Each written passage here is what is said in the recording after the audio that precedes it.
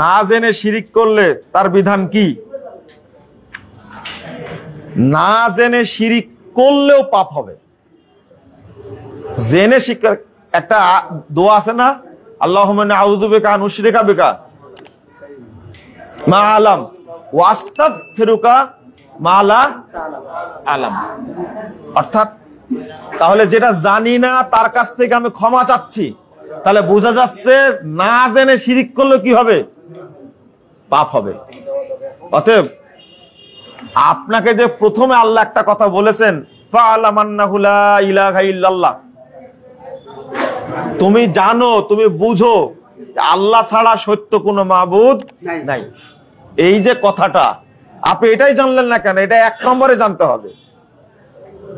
আপনি জানেননি, এখন প্রশ্ন করছেন না জেনে শিরিক করলে বাঁচবো কিনা। এটা আল্লাহ ভালো জানে।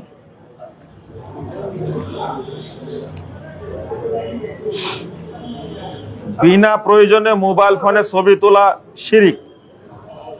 ছবি তোলা শিরিক কে বলেছে? আপনি হারাম হারাম হারাম বলেন এটা। আমি জানি না কে বলেছে এটা। রমাজানের শেষ 10 দিন ইতিকাফের ফজিলত সম্পর্কে জানতে চাই। রমজান মাস চলছে নাকি? এটা রমজান মাস আসুক তারপরে বলে দেবো।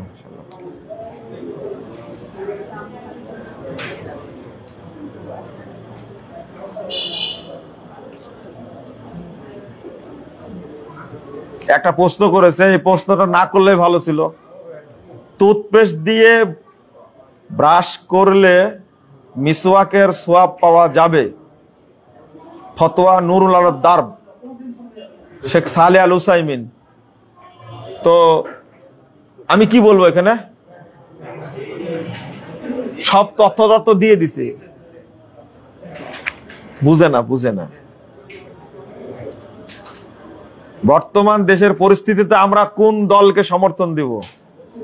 মানে সারা রাত ইউসুফ জুলেখার ওয়াজ শুনে সকালে বলছে যে জুলেখা নারী না পুরুষ। এতক্ষণ কি শুনলেন আপনারা? হ্যাঁ, প্রশ্ন আগে লিখে রাখছে, তাই না? তো উত্তর তো পেয়ে গেছেন, তাই না? এবার তালি মার্কায় উত্তর পাননি আপনারা। বাংলাদেশ জামাত ইসলামী ও ছাত্র শিবির মানুষকে ইসলামের দিকে ডাকে, তাহলে জামাতকে সমর্থন করা যাবে কি? ইসলামের দিকে ডাকে, তাই না? হ্যাঁ, ক্ষমতার দিকে ডাকে, তাই না? জামাত ইসলামের এক নেতা বক্তব্যের মধ্যে বলছে যে নারীরা যেভাবে চলছে ওইভাবেই চলবে। সবার কে বোরকা পরতে বাধ্য করবেন? যে পরবে না পরবে না, যে পরবে পরবে। বুঝলেন? আমি আপনাদের অনুরোধ করে, দয়া করে ইসলামের স্বাতন্ত্র্যটাকে আপনারা নষ্ট করেন না। আপনারা রাজনীতি করেন, অর্থনীতি করেন, পরিবার নীতি করেন, যত ইচ্ছা তত করেন, এখানে বাধা নাই। কিন্তু ইসলামের স্বাতন্ত্র্যকে আপনারা নষ্ট করবেন না, দয়া করে করবেন না। আপনারা জামাত ইসলামের ভাইয়েরা কি করলেন? মন্দিরে গিয়ে যে পরিমাণ ওয়াজ নসিহত করছে, এবার হিন্দু কমিটি করছে, তাই না? হিন্দু পরিষদ, জামাত ইসলামের হিন্দু কমিটি তাই লিখছে। এটা সংস্কার আনতে হবে। বাংলাদেশের মানুষ খাবে না।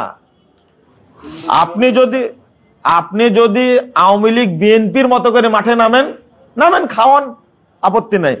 ইসলামের নামে খাওয়ানোর চেষ্টা করেন না, ইসলামের নামে খাওয়াবেন না। এটা আপনাদের প্রতি অনুরোধ, এটা করবেন না। কারণ প্রচলিত রাজনীতির সাথে ইসলামের কোনো সম্পর্ক নাই। এখান থেকে বেরিয়ে আসতে হবে, এখান থেকে বেরিয়ে আসেন। আমি মনে করি মর্যাদাটা আগেই ভালো ছিল। তখন একাকী ছিলেন, রাজনীতি করেছেন, আসন মনে বেশি পেত জামাত ইসলাম, তাই না? তখন তো ছোট ছিলাম আমরা। কিন্তু যখনই তাদের নীতি বদল হওয়া শুরু হয়েছে, তখনই অধঃপতনটাও কি শুরু হয়েছে। আর কি বলবো এখানে? প্রথমে দরকার আকীদার সংস্কার। কিসের? মুহাম্মদ সাল্লাল্লাহু আলাইহি ওয়াসাল্লাম 13টা বছর শুধু আকীদা তাওহীদ মানহাজের দাওয়াত দিয়েছে, 13 বছর। তারপরে সালাত নাজিল হয়েছে, তারপরে সিয়াম, তারপরে কি হজ, তারপরে যাকাত, এইভাবে পরে নাজিল হয়েছে। কিন্তু আমরা আকীদার দাওয়াত মোটেই দেই না। ওই যে বললাম, ঈমান থেকে হিজরত করা যায় না, মুশকিল। দেশ থেকে হিজরত করা যায়, রাজনীতি থেকে অবসর নেওয়া যায়, চাকরি থেকে অবসর নেওয়া যায়, কিন্তু মেরে ফেলে দিলেও, ফাঁসির কাস্টে ঝোলালেও তাকে ঈমান থেকে আলাদা করা যায় না। অতএব ঈমানটাই আগে, এটা খেয়াল রাখবেন। প্রশ্ন করতেই থাকবেন আপনারা, বুঝতে পারছি। একটা একটা করে বাদ দেওয়ার দরকার প্রশ্নগুলো, তাই না? ধরেন, এগুলো ধরেন।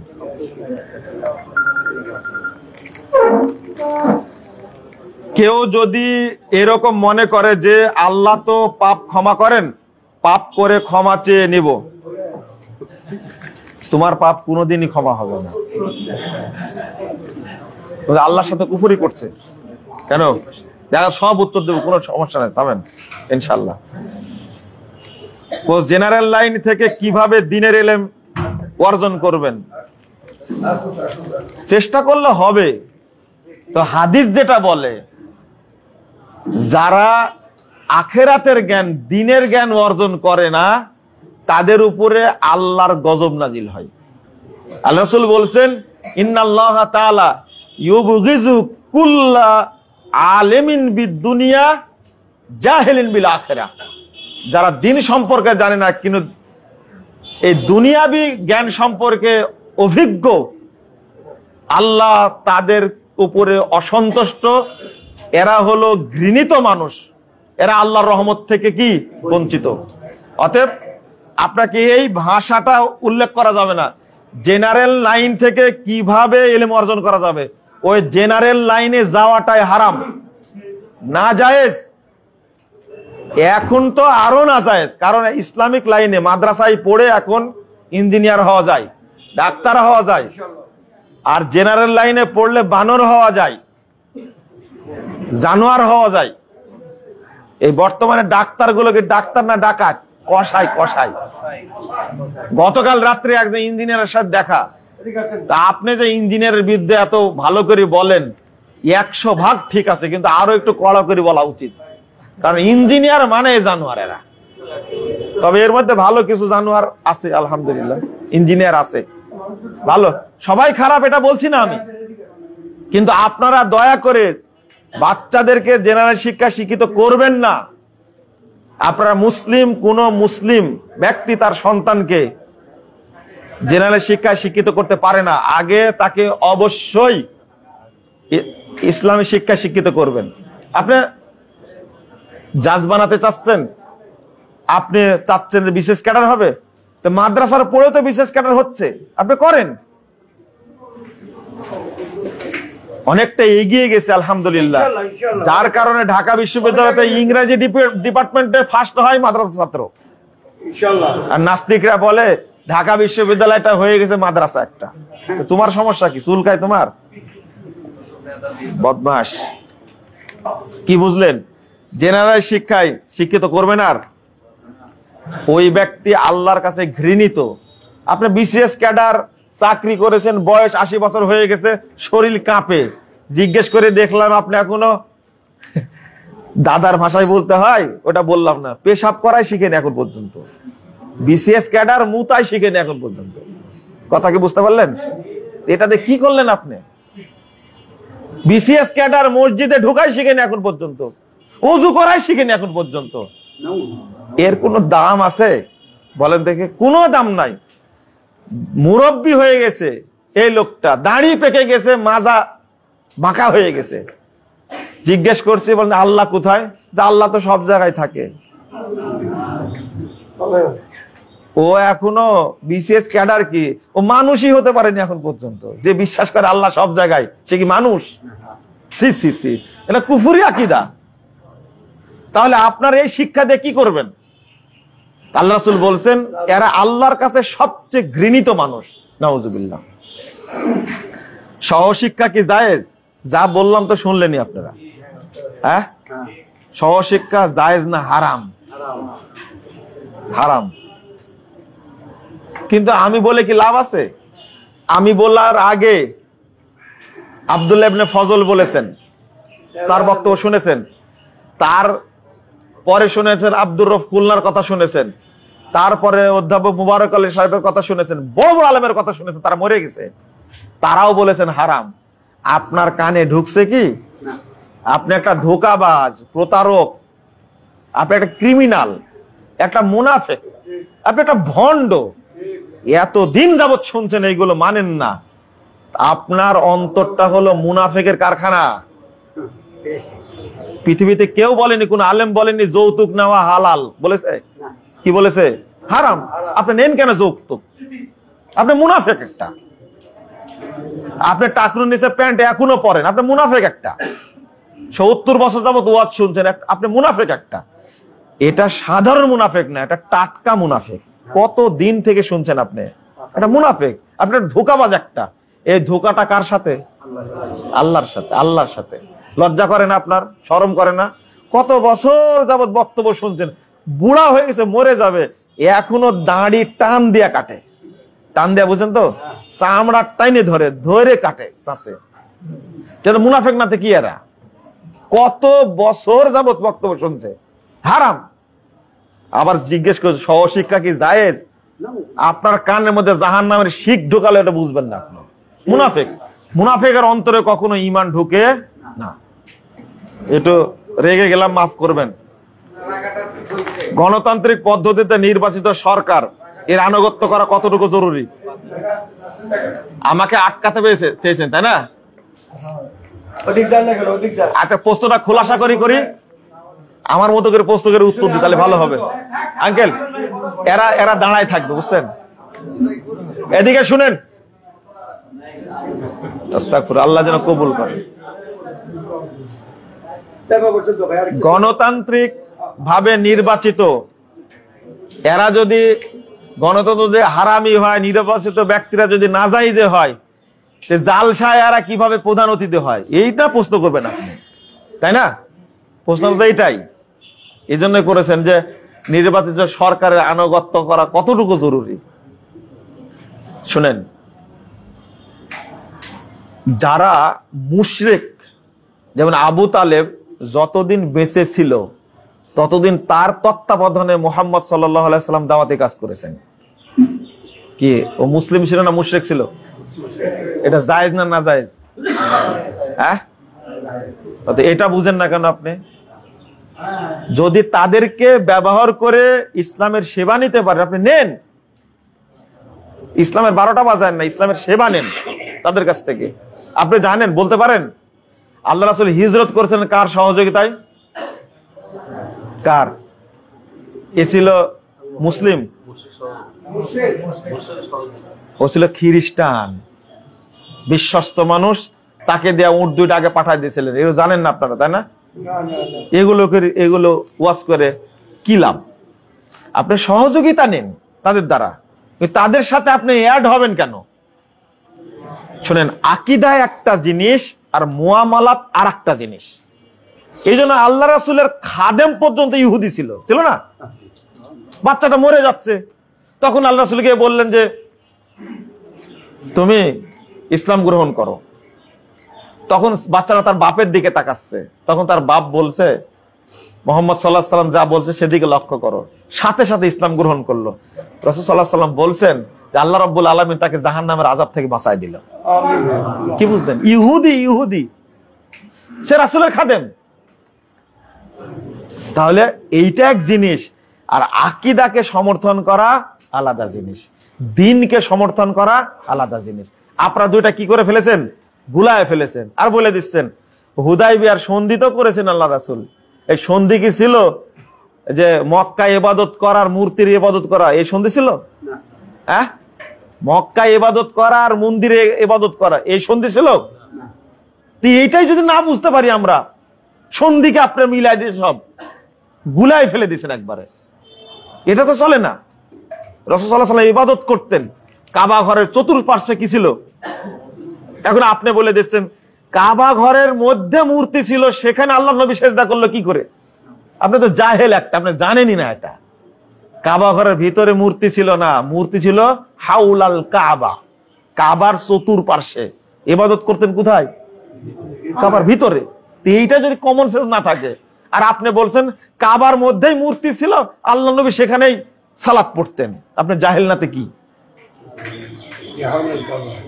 হাওলাল কাবা, কাবার চতুর্পাশে ছিল।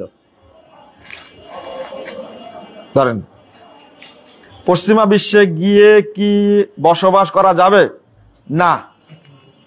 মুসলিম দেশে যান, ব্যবসা করবেন, সেখানে যান। অমুসলিম দেশে গিয়ে বসবাস করা যাবে না, ব্যবসাও করা যাবে না, থাকাও যাবে না সেখানে।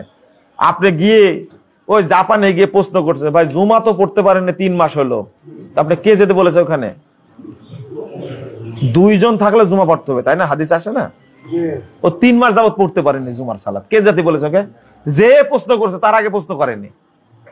কুফুরের দেশে মারা গেলে খবর আছে, খুব সাবধান। সংক্ষেপে বলি, তাই না? এত প্রশ্ন করেছেন। কত বছর বয়সে বাচ্চাদের মসজিদে নিয়ে আসা যায়? এক ইমাম বলেছেন 7 বছরের আগে বাচ্চাদের নিয়ে আসা যাবে না। ও ইমাম, ওটা বাচ্চাদের ছোট থেকে নিয়ে আসবেন যতটুকু পারে। মসজিদে নববীতে বাচ্চাদেরকে নিয়ে যে খেলা করাতেন। আচ্ছা, হাসান হুসাইনের বয়স কতটুকু ছিল? নানার পিঠের উপরে বসে থাকতেন, যতক্ষণ বসে থাকতেন ততক্ষণ সেজদা থেকে উঠতেন না। তাদেরকে আদর করবেন, নিয়ে আসবেন সাথে করে। যে সমস্ত বেহুদ্দা মুসল্লি বাচ্চাদের রাগে, ওদেরকে বল ভাই তুমি আসো না, বাচ্চারা আসুক, খবরদার, এটা সুন্নাহ। আর এটাই নিয়ম করেছে, বাচ্চাদেরকে প্রথম কাতারে দাঁড় করতে হবে। কে বলেছে? শেষ কাতারে রাখতে হবে বাচ্চাদেরকে। এটা একটা জাল হাদিস, একটা মুনকার হাদিস, এটা উল্লেখ করে বলে। আর ডিস্টার্ব করেন না, শেষ করে দেবো। আর কিছু করেন না ভাই, বসেন, আপনি বসেন, অনেক করেছেন আপনি। বাচ্চাদেরকে নিয়ে আসবেন তো, একটা মাসালা শুনে নেন। 7 বছরে সালাত শিক্ষা দেওয়া শুরু করবেন, 10 বছরে পিটা সালাত পড়াবেন। 10 বছর বয়স হলে বাচ্চাকে সিয়াম রাখাতেই হবে, ফরজ সিয়াম রাখাতেই হবে। 7 বছর 8 বছর থেকে বাচ্চাকে খেলনা দিয়ে সিয়াম রাখার প্রশিক্ষণ দিবেন। শুরু করেন 20 বছর বয়সে, তাই না? এই 10 বছরের সিয়াম ওকে করাই লাগবে জীবনে একবার, কোনো মাফ না এটা। আপনি কেন করেন না? 10 বছর বয়স হলেই তার উপরে সিয়াম ফরজ হয়ে যায়। রমাজানের সিয়াম ফরজ, ওকে প্রশিক্ষণ দিবেন 8-9 বছরে। বুঝাতে পারলাম না মনে হয় কি? বর্তমান সময়ে দৃষ্টি হেফাজত করা খুবই কঠিন হয়ে পড়েছে। দৃষ্টি হেফাজতের কিছু কি লিখবেন? পদ্ধতি বলে দেন। দেখছেন, বড় মানুষ তো, মুরব্বী মানুষ আগেই বুঝেন এগুলো। হ্যাঁ, দৃষ্টি হেফাজতের জন্য এটা ঈমান বৃদ্ধি খুব জরুরি। প্রতিদিন কোরআন তেলাওয়াত করেন না? কোরআন তেলাওয়াত জরুরি, প্রতিদিন কোরআন তেলাওয়াত করবেন। 2 নাম্বার, আপনি বেশি বেশি আস্তাগফিরুল্লাহ পড়বেন। বেশি বেশি কি পড়বেন? আস্তাগফিরুল্লাহ। সোমবার বৃহস্পতিবার সিয়াম রাখবেন। পারলে রাত্রিতে অন্তত 2 রাকাত সালাত হলেও পড়বেন। কয় রাকাত? 2 রাকাত সালাত হলেও পড়বেন। সর্বনিম্ন তাহাজ্জুদ হলো কয় রাকাত? 2 রাকাত। যেটা রাসূল সাল্লাল্লাহু আলাইহি সাল্লাম পড়েছিলেন সব নবীদেরকে নিয়ে বাইতুল মাকদিসে, মনে আছে? সব নবীদের নিয়ে পড়লেন। এটা কিন্তু কিসের সালাত? রাত্রির 2 রাকাত সালাত। এটা ফজর সালাত না, এটা রাত্রির 2 রাকাত সালাত। 2 রাকাত পড়বেন অন্তত, ইনশাআল্লাহ দৃষ্টির হেফাজত হবে। কিন্তু মনের মধ্যে এত কুচিন্তা থাকলে দৃষ্টির হেফাজত হয়? বিয়াদবি মাফ করবেন। আমি একজনকে জিজ্ঞেস করেছি, বাড়িতে বউ আছে না, তো এইভাবে তাকা আছেন কেন? তো বলছে কি জানেন, ও আমার বয়সটা সুন্দর কিনা তাই দেখতেছি। আমি বললাম যে বিয়াদবি মাফ করবেন, বললাম না? এইরকম জাত মানুষের মধ্যে আছে। কত বড় বেয়াদব! কথাটা কি বললো? বাড়িতে বউ আছে, কিন্তু কম্পেয়ার করছে কি বয়সের তুলনা করছে, আমার বউ সুন্দর না ওর বউ সুন্দর। এর মধ্যে কোনো ঈমান আছে? তওবা তওবা। এর অন্তরটা, নিজের ঘরে বউ থাকার পরেও যদি অন্য নারীর প্রতি তার দুর্বলতা থাকে, দুর্বলতা বলে তাকে দেখতে চায়, তার সাথে কথা বলতে চায়, তারপরে ফেলের মতো তাকায় থাকে শিয়ালের মতন, এদের আত্মাটা ঘৃণিত, এদের আত্মাই ভিতরে নাই। এদের আত্মা কুকুর, শিয়াল, বানরের চেয়েও খারাপ এদের আত্মা। আল্লাহ যেন আমাদেরকে হেদায়েত দান করেন। সি নাউজুবিল্লাহ, আস্তাগফিরুল্লাহ। বাড়িতে বউ থাকার মানুষের দিকে তাকায়। হানাফি মসজিদে আসর, ফজর দেরিতে পড়তে হয়। আর এই ওয়াজ কতদিন করব, কতবারও করে গেছে এটা। হানাফি মসজিদে পড়বেন আপনি, তাই না? কেন পড়বেন? জামাতে পড়বেন, তাই? আচ্ছা, আপনি কি এটা জানেন? প্রথম কথা হলো, এদের যে আকীদা, এরা তো হানাফি না, এরা হলো সুফি। এরা কি? এরা বিশ্বাস করে আল্লাহ সর্বত্র বিরাজমান। এদের পিছনে কিয়ামত পর্যন্ত নামাজ পড়লে নামাজ হবে, নামাজ বাতিল হবে। নামাজ বাতিল। আপনি পড়েন কেন? আমি ঠিকই বলছি, আপনার ঠিক বলা লাগবে না, খালি শুনে রাখেন। হ্যাঁ, বাড়ি আছে না আপনার? রাস্তা আছে না? রাস্তায় পড়বেন আপনি। এই শোনেন শোনেন, এই প্রশ্নগুলো করলে মেজাজটাই খারাপ হয়ে যায়। যাদের আকীদা এরকম, যারা বলে আপনাদের লজ্জা শরম কিছুই নাই, যারা বলে আহলে হাদিসরা আহলে খবিশ, যারা আহলে হাদিসদেরকে বলে যে এদের জন্ম ইহুদিদের থেকে, যারা বলে যে আহলে হাদিসরা কালো হাড্ডি, আহলে হাদিসরা ইহুদিদের দালাল, আহলে হাদিসদের মসজিদ ভেঙে দেয়, এদের পিছনে যারা নামাজ পড়তে দাঁড়ায়, আর এরই সমস্যা আছে। কারণ বলতে দেন, আগে বলতে দেন। 1 2 নম্বর, জামাতের জন্য তাদের মধ্যে পড়বেন। দেরিতে পড়লে ওটা মৃত সালাত, ওটা জামাতই না। ওইটা ইবনু মাসুদ রাদিয়াল্লাহু আনহু বলছে, তুমি আউয়াল ওয়াক্তে একাকী পড়ছো, এটাই জামাত। প্রশ্ন করেন না, একাকী পড়লে কি জামাতের নাকি পাবো? অথচ ইবনু মাসুদ রাদিয়াল্লাহু আনহু বলছেন, তুমি যে একা পড়ছো টাইম অনুযায়ী, এটাই জামাত। আর ওরা যে সালাত পড়বে জামাতে, ওটা হলো মৃত সালাত। ওটাতে গেলে ওটা নফল হবে, আগে যেটা পড়ছো এটাই হলো ফরজ। কানের মধ্যে ঢুকে না আপনাদের। বাড়িতে সালাত আদায় করবেন। 3601 নম্বর হাদিস মুসনাদ আহমদের মধ্যে এসেছে। আল্লাহ রাসূল বলছেন, আপনাদের সে এটা নিব, তাই না? আপনাদের সে আল্লাহ ভালো জানেন না? কত বছর আগে আল্লাহ মুহাম্মদকে দিয়ে বলাই দিয়েছে। রাসূলুল্লাহ সাল্লাল্লাহু আলাইহি ওয়াসাল্লাম বলছেন, সাতুদরিকুনা আকওয়ামা ইউসাল্লুনা সলাতা বিগাইরি ওয়াক্তিহা ফাসাল্লু ফি বুয়ুতিকুম ফিল ওয়াক্তিল্লাযী তারিফুন। বহু দল আসবে, তারা সালাত দেরি করে পড়বে, তখন তোমরা বাড়িতে তোমার সালাত পড়ো। বোঝা গেছে কথা? তারা সালাত মেরে ফেলে দিলে কি করবেন আপনারা? ইউমিতুনা সালাত, সালাতে গলা টিপে মেরে ফেলে দেয়। আপনি আউয়াল ওয়াক্তে একাকী পড়ে নেবেন, মনে থাকবে? এটা কত বছর বলতে হবে?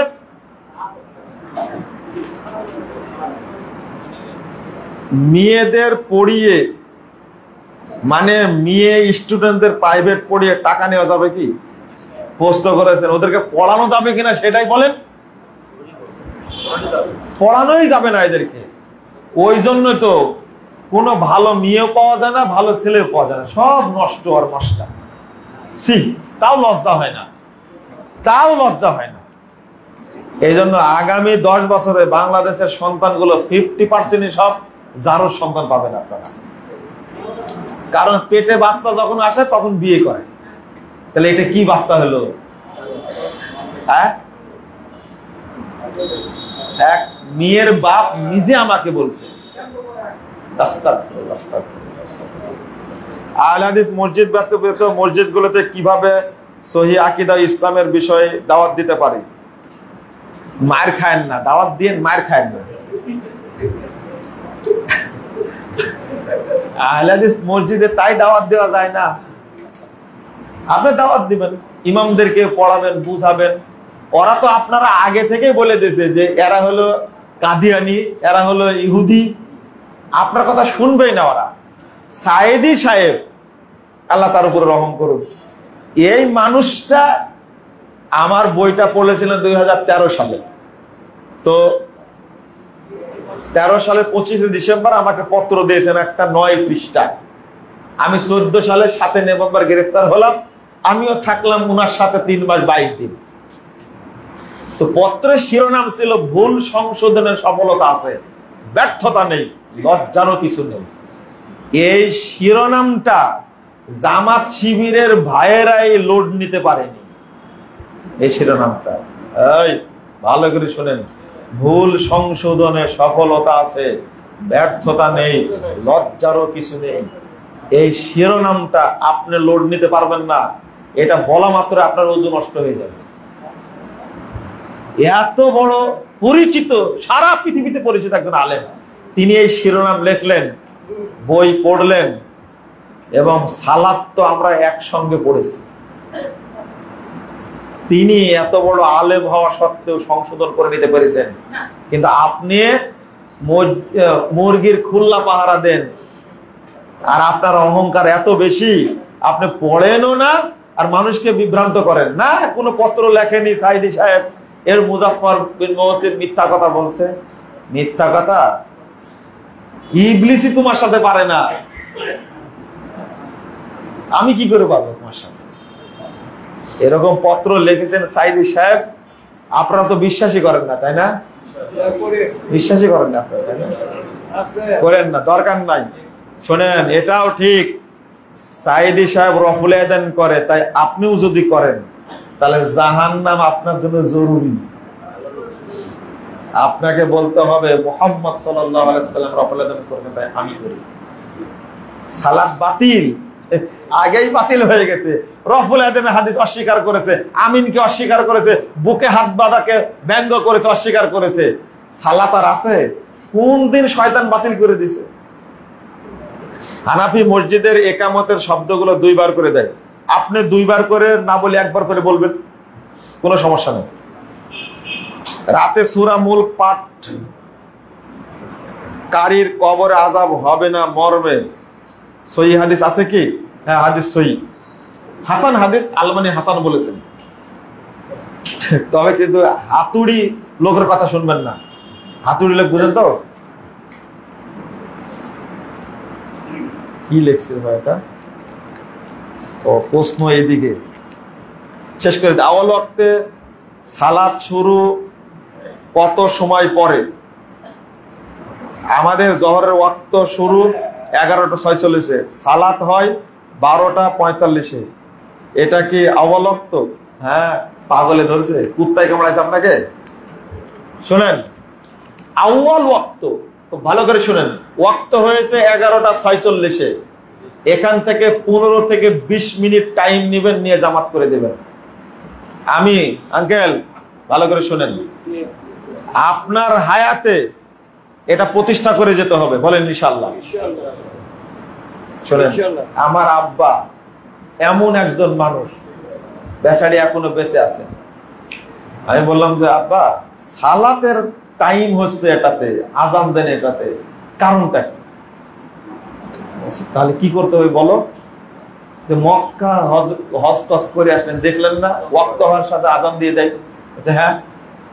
তুমি বলছো যে ওয়াক্ত হওয়ার সাথে সাথে আযান দিতে হবে? হ্যাঁ, দিতে হবে। শুরু করে দিল, চলছে 3-4 বছর যাবত চলছে। 11:50-এ রাজশাহীতে ওয়াক্ত হয়, আযান জোহরের দিয়ে দেবে একবার, 20 মিনিট পরে জামাত। মানুষ আসলো কি আসলো না দেখার বিষয় না। তাহাজ্জুদের আযান প্রতিদিন হচ্ছে। যদি কারো সাহস থাকে আসুক, আমাকে বলুক, বুঝায়, কারো সাহস থাকলে। বুঝেননি আপনারা? তাহাজ্জুদের আযান হয় প্রতি রাত্রিতে। আজকে আযান হয়েছে 3:15-তে। আমি আজকে মাদ্রাসায় ছিলাম। কথা কি বুঝছেন? কানে ঢুকছে? পারেন না কেন? এটা পারার জন্য সাহস লাগে, আবু সাইদ খুদরির মতো সাহসী হওয়া লাগে। কথা বুঝতে পারলেন? আয়েশা রাদিয়াল্লাহু আনহার মতো সাহসী হওয়া লাগে, এমনি হবে না। আমি সারা বাংলাদেশের আহলে হাদিস মসজিদের মুতল্লি, সভাপতি, সেক্রেটারি, সদস্যদেরকে বলবো, মুসল্লিদেরকে বলবো, আসর পারের সঠিক টাইম আযান দিতে, ফজর পারের সঠিক টাইম আযান দিতে। জোহর কেন পারেন না আপনারা? বিদআতীদের সাথে আপোষ করবেন কেন? আযান হয়ে যাবে, ওয়াক্ত হয়ে যাবে, আযান দিয়ে দিবেন, টাইম দিয়ে দিবেন, আধা ঘন্টা দেন আপাতত, আধা ঘন্টা পরে জামাত হবে, করেন আপনি, কোনো সমস্যা নাই। পারবেন না আপনারা? এই আজানের পরে যদি আধা ঘন্টা ইয়ে করে দেই তার সমস্যা নাই, আজান হয়ে যাবে। হ্যাঁ আজান হয়ে যাবে, আজান দিয়ে দিবেন। হ্যাঁ আজান প্রবলেম না, আলহামদুলিল্লাহ আলহামদুলিল্লাহ করে নেবেন। কোনো প্রবলেম। আরে ফজরের আজান দেন আপনি কত আগে? আর দরকার হয় তাহাজ্জুদের আজান হতে পারে। হ্যাঁ কি কর? আমাদের আলাদা কিছু মসজিদ আছে, হ্যাঁ সেখানে ফজরের সালাতের আযানও হয় 15 মিনিট। না না না, এটা চলবে না।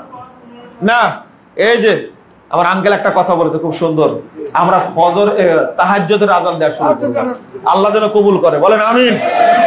শুরু হোক সারা বাংলাদেশে, এই মৃত সুন্নাতকে জীবিত করা লাগবে, করেন। আল্লাহ রাসূল কি বলছেন? এই মানুষটা মারা গেলে যে চালু করলো, আল্লাহ রাসূল সাল্লাল্লাহু আলাইহি ওয়াসাল্লাম বলছেন কাল কিয়ামতের মাঠে ও 50 জন শহীদের মর্যাদা পাবে। একটা সুন্নাতকে রক্ষা করা কত মর্যাদার ব্যাপার। আমিন জোরে বলছে, পিটাইছে। আমিন জোরেই বলা লাগবে, পারবেন তো ইনশাআল্লাহ? মসজিদ ফাটায় দিবেন একবার, আমিন জোরে বলবেন, জানে যাতে যারা ইহুদি পন্থী তাদের কলিজাটা কেঁপে উঠে, যেন ওদের কলিজা থেকে যেন ইবলিস দূরে চলে যায়। কথা বুঝতে পারলেন? আমিন যেখানেই বলবেন জোরে বলবেন, মায়ের খেয়ে এসে বলবেন আমাকে মারছে, আপনার জন্য দোয়া করব, আল্লাহ তুমি এই মানুষটাকে বেলালের সাথে জান্নাতে রাখো, আম্মারের সাথে জান্নাতে রাখো, তাই দোয়া করব। কিন্তু বেদাতীদের সাথে আপোষ না। আরে রফুল আয়দিন করে ফাঁসির কাস্টে ঝুলে মুরজম হোসাইন মাকতুম হোসাইন, তিনি পর্যন্ত 82 বিঘা সম্পদকে বাজেয়াপ্ত করা হয়েছে, কিন্তু রফুল আয়দিন করা ছাড়েনি। আর আমিন বলা ছাড়বো আমরা? রফুল আয়দিন করা ছাড়বো? সারা বাংলাদেশে আমিনই প্রতিষ্ঠিত হবে ইনশাআল্লাহ। মাজার পূজা, কবর পূজা, পীর পূজা, বাংলাদেশ আবার স্বাধীন হবে, এই পূজাগুলো থাকবে না ইনশাআল্লাহ, থাকবে না, আবার স্বাধীন হবে বাংলাদেশ ইনশাআল্লাহ, স্বাধীন আবার হবে। তুমি আতরের ডিব্বায় ঠেলা মেরেছো, এই সুগন্ধি বাংলাদেশ সব জায়গায় যাবে ইনশাআল্লাহ। কিসের বেরলবে আর কিছু দেওবন্দি, এই সুট কি গোষ্ঠী থাকবে না বাংলাদেশ ইনশাআল্লাহ। গণতন্ত্র, সমাজতন্ত্র, পীরতন্ত্র এর গোষ্ঠী থাকবে না, এর শিকড় উপড়ায় ফেলবো ইনশাআল্লাহ। সংগঠনের নিকট বায়াত নেওয়া যাবে কি? খুব মজা, বায়াত খুব মজা, তাই না? হ্যাঁ, বায়াত নেওয়া হারাম, মনে থাকবে। এই বায়াত চলবে না, বেদাতি বায়াত চলবে না। কতবার বলছি, কোন আলেম বায়াতের প্রতি একমত না। একজন ব্যক্তি এটাকে বৈধ বললে আপনিও কি বৈধ বলবেন? হ্যাঁ, খবরদার, এই ব্যাপারে একটু সাবধান থাকবেন আপনারা। কিন্তু ভক্তি যেখানে অন্ধ, দলিল সেখানে লাভ নাই। আমার কথা কি মানবেন আপনারা? আলবানির কথা কি মানবেন? ইনশাআল্লাহ না না, আঙ্কেল বলছে কি জানেন? আঙ্কেল খেপে গেছে, না বাদ দেবো না, আজকে বাদ করে উঠবো, থামেন। বলছেন কি জানেন? শোনেন, বলছেন আলবানি কানা মানুষ কি জানে, ইমাম ইবনে বাজ কানা মানুষ কি জানে? আস্তাগফিরুল্লাহ, আস্তাগফিরুল্লাহ। এরা কি আহলে হাদিস? হ্যাঁ, এরাই আহলে খবিশ। হ্যাঁ, রাইট। যারা এই ধরনের কথা বলে, আরে মানহাজ কিসের? বুঝেন না কথা? মানহাজ কিসের? আরে মানহাজ ছাড়া একজন মানুষ মুসলমানই না, মানহাজ ছাড়া একজন মানুষ হেদায়েতই পাবে না। 137 নম্বর আয়াত সূরা বাকারা খুলেন আর বলছে কিসের মানহাজ? আল্লাহ বুঝার তৌফিক দান করুন। বায়াত নেওয়া বেদাত, মনে থাকবে। বায়াত নেওয়া হারাম, নিবেন না। আর কেউ যদি বায়াত নিয়ে থাকেন, মানে ওকে এমন ভাবে ঘৃণা করবেন, এই বায়াতটাকে তওবা করবেন। তওবা, বুঝতে পারছেন? আল্লাহ এই বায়াত করে আমি পাপ কাজ করেছি, তুমি আমাকে মাফ করে দিও। জুমার দিনে 2 আজান দেওয়া কি বেদাত? না, জুমার দিনে বর্তমানে যেভাবে আজান হচ্ছে এটা বেদাত, এটা বেদাত। কিন্তু উসমান রাদিয়াল্লাহু আনহুর আজান কি বেদাত না? বুঝে ফতোয়া দিবেন। একজন বলছে যে উসমানের আজানও বেদাত ছিল। আহলে হাদিসের ঐক্যের ব্যাপারে আপনার বা জমিয়ত আহলে হাদিসের কোনো পরিকল্পনা আছে কি? কি ওয়াজ করলাম আপনাদের কাছে? ওয়াজ করিনি আজকে ঐক্যের ব্যাপারে? প্রশ্ন তো আগে করেছেন। রেজাল করিম আবরার বলেছে তোরা 2 পয়েন্ট না 2-4টা চটি বই পড়িস। আমাদের আলেমরা যে বই লিখেছে তা দিয়ে কবর দেওয়া যাবে। ও রেজাল্ট করবে আমরা, হ্যাঁ না। আমার এই বন্ধুটা খুব গালিগালাজ করে, আলেমদের কোনো বক্তব্য নাই যে আমাকে গালি দেয়, খুব গালি দেয়। আপনারা দোয়া করেন আল্লাহ যেন তার মুখটা অন্তত ভালো করে দেন। কেউ আমিন বলেন, একজন বলেছে শুধু, এক জায়গায় কেউ আমিন বলেন না। আমিন বলেন, বলছে আপনিই বলেন, আমরা বলবো না। আহলে হাদিসদের এত গালি দেয়, ও বলে না কেন? আচ্ছা, এত গালি দিতে হবে আলেম ওলামাকে? এই যে কথাটা বলেছে, আমাদের কাছে আহলে হাদিসদের কাছে যে কিতাব আছে ওরা চোখেই দেখেনি। কথা বোঝা গেছে? আমরা আমাদের কিতাবটা কবর দিতে চাই না। কোরআন এবং হাদিস এই দুইটা এমন কিতাব, এমন কিতাব এই দুইটা। একজন মুরব্বী বলেছিল কোরআন হাদিসে থাকলে আর লম্বা লম্বা বইয়ের দরকার হয় না। কথা বুঝতে পারলেন? কোরআন হাদিসে নাই বলেই রাসূল সাল্লাল্লাহু আলাইহি ওয়াসাল্লামের কোরআন দ্বারা হয়েছে, হাদিস দ্বারাই হয়েছে। যে তোমাদের এত বড় বড় কিতাব লাগে কেন? বুঝেননি কথা? আমরা কোরআন হাদিস দ্বারা, কোরআন হাদিস ভিত্তিক বই দ্বারা শুধু কবর দিতে চাই না, সারা পৃথিবীর সমস্ত মতবাদকে কবর দিতে চাই। এত বই আছে আমাদের কাছে আলহামদুলিল্লাহ। এই আবরারের কথা আপনি শুনেন, আপনার কান নষ্ট হয়ে গেছে, নিঃসন্দেহে নষ্ট হয়েছে। আপনার কান নষ্ট হয়েছে নিঃসন্দেহে। এর কথা শুনলে যদি কুকুর বানরের কথা শুনে তবু ফিট হয়ে যাবে। আপনি শুনলেন কি করে? একই দিনে আপনার জুমার খুতবা ও সালাফি কনফারেন্স রাজশাহীতে, আজ এই নিয়ে মসজিদে অনেক কথা হয়েছে। কেন খুতবা বন্ধ করে দিবেন? আঙ্কেল এটা তো ভুল করেছেন, আজকে খুতবাটা অফ রাখতেন, যেহেতু রাজশাহীতে সালাফি কনফারেন্স, তাই না? এগুলো হলো না? এটা কোনো প্রশ্ন হলো? এটা কোনো প্রশ্ন হলো? আপনার মাথায় মনে সমস্যা আছে। খবরদার, প্রশ্নকারীকেও মাঝে মাঝে আমি ধুলাই দিই, আপনাকে ধুলাই দেওয়ার দরকার। আপনি কেন লিখলেন এটা? সব আলেম সালাফি কনফারেন্স যাবে, কে বলেছে? তাহলে মসজিদে খুতবা দেবে কে? আপনি দিবেন খুতবা? হাত তুলেন, হাত তুলেন, খুতবাটা আপনি দিবেন। কি বাজে কথা লেগেছে! আপনার অন্তরটা এত খারাপ, মনে হচ্ছে আপনার অন্তরে শয়তান বসে আছে। এতক্ষণ কার বিরুদ্ধে ওয়াজ করলাম?